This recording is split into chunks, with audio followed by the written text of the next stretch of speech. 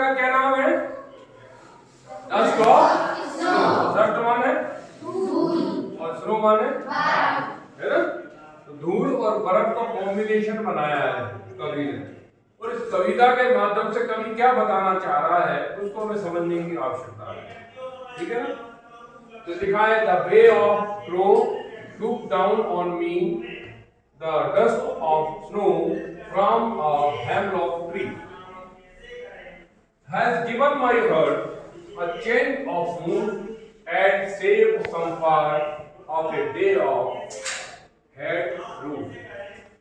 तो पोयम में देखो ना, पहला जितने भी पोयम की पहली लाइन का पहला लेटर कैपिटल होगा। देखो पूरी किताब देखो, आप किताब में देखिए, है क्या?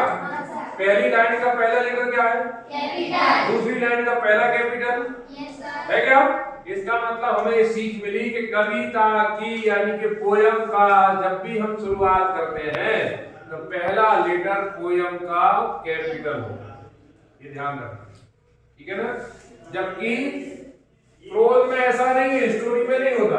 पोयम की हर लाइन का पहला जो होगा वो लेटर कैपिटल। ठीक है, अब इसको हम समझते हैं। The way of A crow.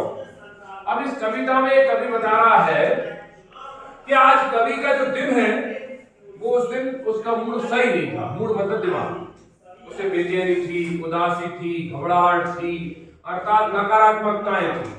उसको अजीब सा लग रहा था उस दिन। किसको लग रहा था? रॉबर्ट फ्रॉस्ट को। राइटर कौन है? उनका मूड अच्छा नहीं था। वो लिख रहे हैं कि उस दिन मेरा मूड अच्छा नहीं था, मुझे उदासी थी, नकारात्मक थी, बेकार लग रहा था, कुछ काम करने का मन नहीं कर रहा था, और ये सब चिंताएं मेरे दिमाग में चल रही थी। और ये सोचते हुए मैं एक पेड़ के नीचे खड़ा, पेड़ के नीचे खड़ा। The way of A crow, उस पेड़, जो पेड़ था उस पेड़ का नाम था हेमलॉक ट्री। एक उत्तरी अमेरिका की साइड पेड़ होता है जैसे जिसमें जहरीला पेड़ माना जाता है। जैसे अपने यहाँ धतूरा का पेड़ होता है, अपन धतूरे के पेड़ को अच्छा नहीं मानते ना, नकारात्मक होता है यानी कि जहर वाला होते हैं। तो वैसे ही हेमलॉक ट्री जो था वो जहरीला पेड़ माना जाता है। ठीक है, ये जहरीला पेड़ था, उस पेड़ पे ऊपर बर्फ जमी थी, ठंड का सीजन था, बर्फ जमी थी पूरा। पेड़ नकारात्मक हो गया, जहरीला मतलब नकारात्मक।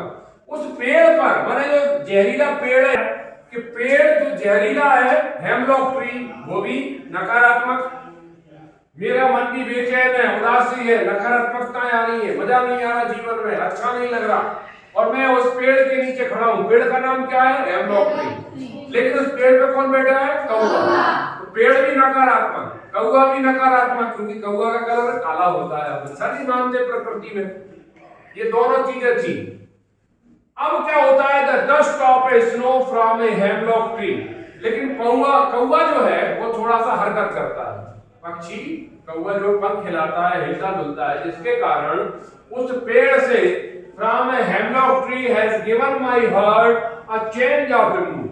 उस पेड़ पर जो कौवा बैठा है उस पेड़ पर बर्फ जमी है। बर्फ जमने के कारण जैसे ही कौवा जो है कुछ हरकत करता है उसके कारण बर्फ जो है मेरे ऊपर गिर जाती है। जैसे ही बर्फ मेरे ऊपर गिर जाती है अ चेंज ऑफ मूड, मेरा मूड बदल जाता है। पहले मेरा मूड कैसा था?